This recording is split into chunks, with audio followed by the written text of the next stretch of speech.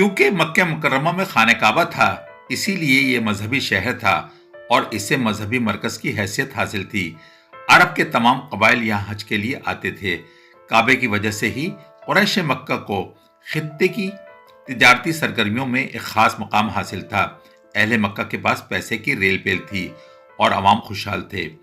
साल भर यहाँ पर तिजारती काफिले आते जाते रहते थे।